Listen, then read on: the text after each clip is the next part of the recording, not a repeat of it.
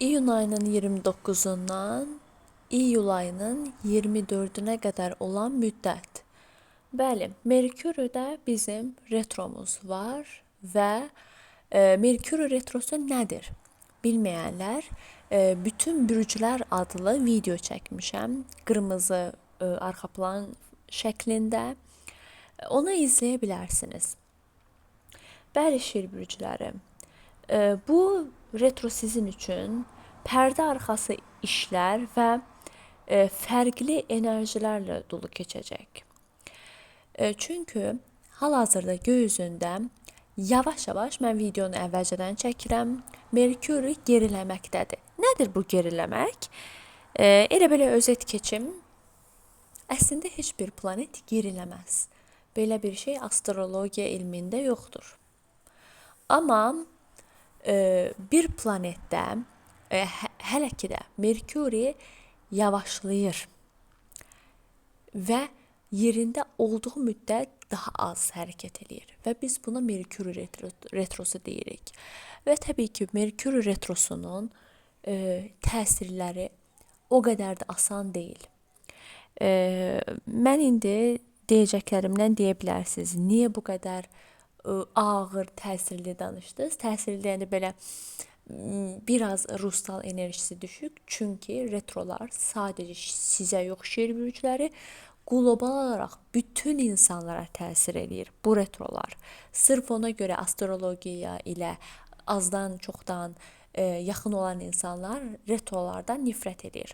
Amma retroların müsbət olan tək bir tərəfi var. Bu da keçmiş mövzuları bağlamaq, həm də kökündən. Belə deyim, retrolar əslində bir şansdır bizim üçün. Məsələn, tutaq ki, siz şir bürcləri bir kredit götürübsüz və onu ödəyirsiniz. Əgər retro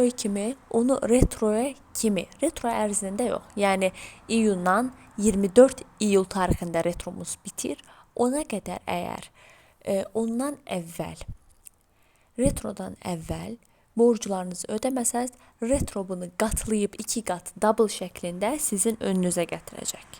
Yəni ona görə əgər kredit və s. mən bunu sadəcə belə başa düşəsiniz deyə deyirəm. Tutaq ki, ailənizdə də problemləri var.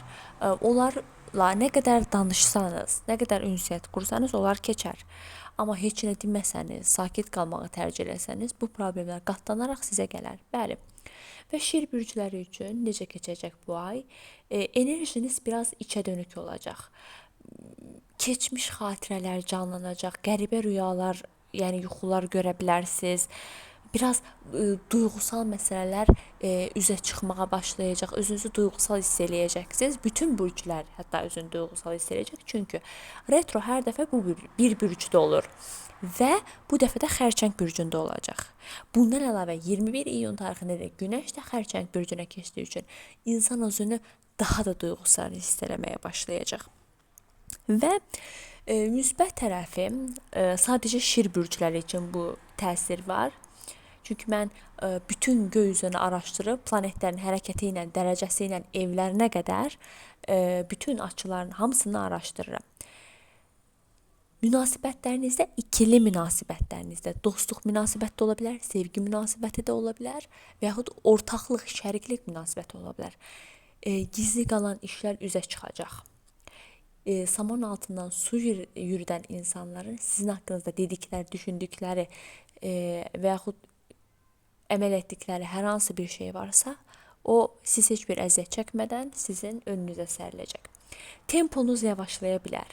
Həyatınızın belə normal axışı vardır. Şir bürcləri biraz hiperaktivdir. Gedim, danışım, liderlik eləyim və s. Amma iyul ayında biraz durma vaxtıdır. Əgər özünüzü belə biraz həyatı axışına buraxıram hissinə əgər hiss eləyərsəniz, xahiş edirəm bunu davam elətdirin.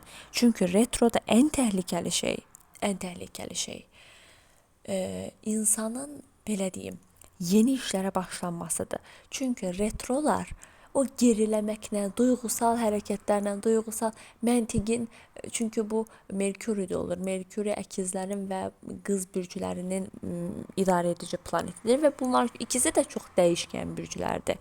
Və buna görə də bir fikir gəlib gedə bilər və retroda yeni bir ilişkiyə başlamaq və s. bunlar çox təhlükəlidir. Yəni hər an bitə bilər anlamında təhlükəli deyəndə bu mənada demək istədim. Və sevgili şir bürcləri, sizin üçün bir listə hazırladım mən. Şir bürcləri necə davranmalıdırlar retroda? Birincisi, iç səsinizə qulaq verin. Əmin olun ki, iç səsiniz nə deyirsə düz deyir, nə deyirsə belə deyim, sizi doğru yola aparır. Keçmiş yaralarınızı şifalandırın. Unutmadığınız, unuda bilmədiyiniz biri varsa, artıq həmin şəxsə qarşı qırğınlığınızı, qəlb qırğınlığınızı aradan qaldırıb o insanı bağışlamağa çalışın. İyul ayında ümumiyyətlə bağışlayın. Bu retro bitənə qədər bağışlayın sevgili şir bürcləri. Bu qarşı tərəfə yox, sizə şəfa enerjisi verəcək. Yarım qalan işləri tamamlayın. Bayaq dediyim kimi retronun bir dənə müsbət təsiri var. Bu da yarım qalan işləri təbii ki də tarazlaşdırmaqdır. Sağlamlığınıza və istirahətinizə, təbii ki də həm zehinsel, həm də belə fiziki olaraq istirahətinizə diqqət eləməlisiniz.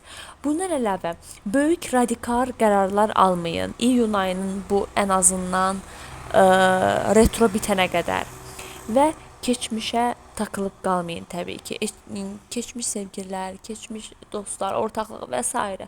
bunlardan yayının və ən sonuncusu egonuzun sizi yönətməsinə icazə verməyin. Egonuzun sizi idarə etməsinə qarşı olun. Çünki çox saxtakar egolar, anidən gələn boş düşüncələr sizin o pırıl-pırıl parlayan enerjinizi sömürüb aparacaq.